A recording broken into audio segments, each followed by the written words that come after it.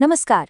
आज है 31 मार्च 2026 और आज हम दिन भर की कुछ सबसे बड़ी और जरूरी खबरों को समझने वाले हैं। आज हम बात करेंगे एक ऐसे कानून की जो हमारे समाज को बदलने की ताकत रखता है, एक ऐसे अंतर्राष्ट्रीय संघर्ष की जिसका असर सीधे हमारी अर्थव्यवस्था पर पड़ सकता है, और हाँ, खेल की दुनिया से भी एक ऐसा बड़ा फैसला आया है जिसने पहचान को लेकर एक नई बहस छेड़ दी है। तो चलिए शुरू करते हैं और इन सभी बड़ी खबरों को एक एक करके समझते हैं।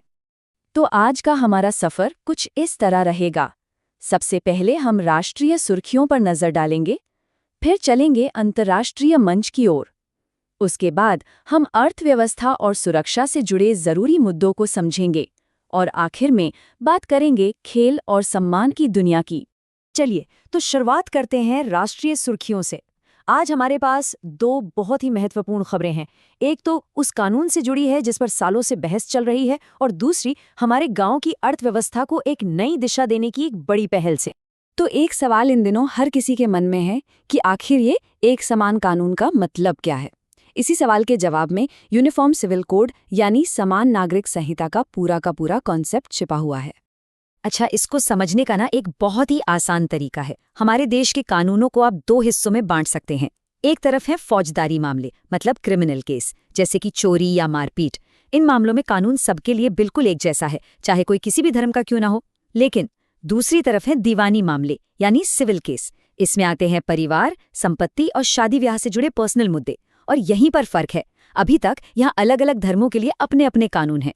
तो समान नागरिक संहिता का असल मकसद यही है कि इन पर्सनल मामलों से जुड़े कानूनों को भी सभी के लिए एक जैसा बना दिया जाए।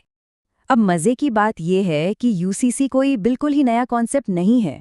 गोवा में तो ये 1867 से पुर्तगालियों के जमाने से ही लागू है।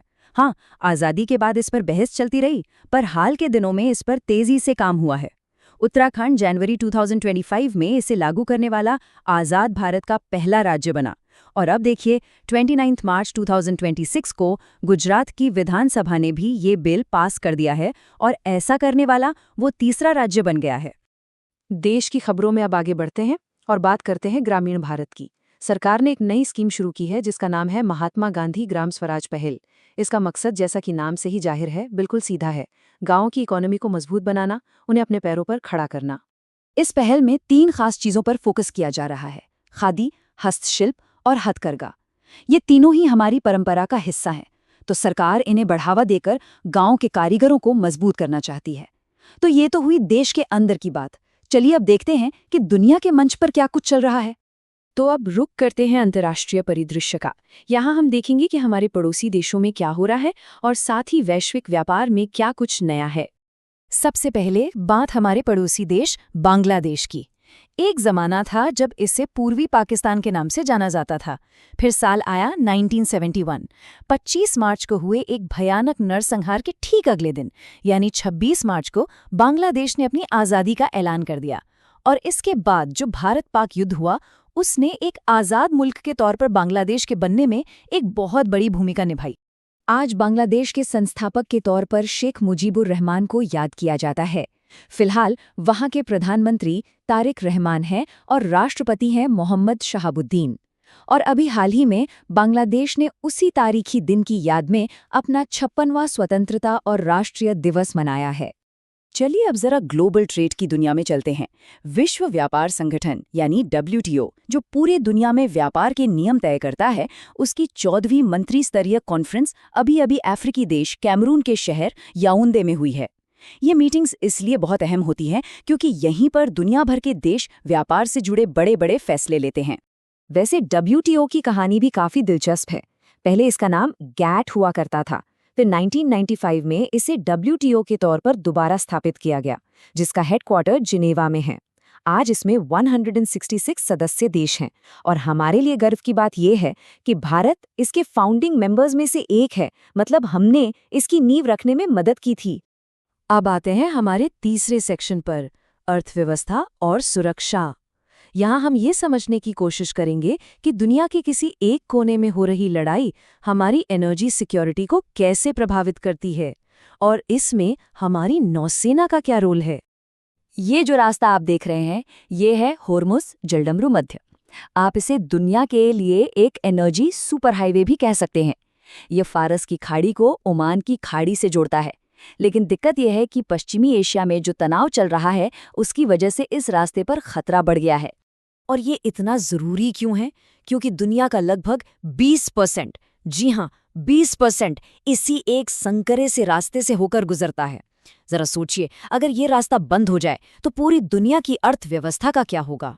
तो इसी खतरे को ध्यान में रखते हुए भारतीय नौसेना ने एक खास ऑपरेशन शुरू किया है जिसका नाम है ऊर्जा सुरक्षा ऑपरेशन। इस ऑपरेशन का सीधा सा मकसद है तेल और गैस लेकर आ रहे जहाज़ों को इस रास्ते से सुरक्षित निकालना, ताकि भारत को एनर्जी की सप्लाई में कोई दिक्कत ना आए और हमारी इकोनॉमी पर इसका कोई बुरा असर ना पड़े। और चलिए अब चलते हैं हमारे आखिरी पड़ाव की ओर, खेल और सम्मान। यहाँ ओलंपिक से जुड़ा एक नया नियम है, क्रिकेट का सबसे बड़ा त्योहार है और साहित्य का एक बहुत बड़ा सम्मान भी है। इंटरनेशनल ओलंपिक कमेटी यानी आईओसी ने एक ऐसा फैसला लिया है जिसने खेल की दुनिया में एक बड़ी बहस छेड़ दी है। मार्च 2026 से महिलाओं की प्रतियोगिताओं में सिर्फ बायोलॉजिकल फीमेल्स ही हिस्सा ले पाएंगी और ये तय करने के लिए एक SRY जीन टेस्ट को जरूरी कर दिया गया है। ये एक ऐसा फैसला है जिसने फेयर प्ले और एथलीटों के अधिकारों को लेकर कई नए सवाल खड़े कर दिए हैं। इस बीच क्रिकेट के दीवानों के लिए खुशखबरी है।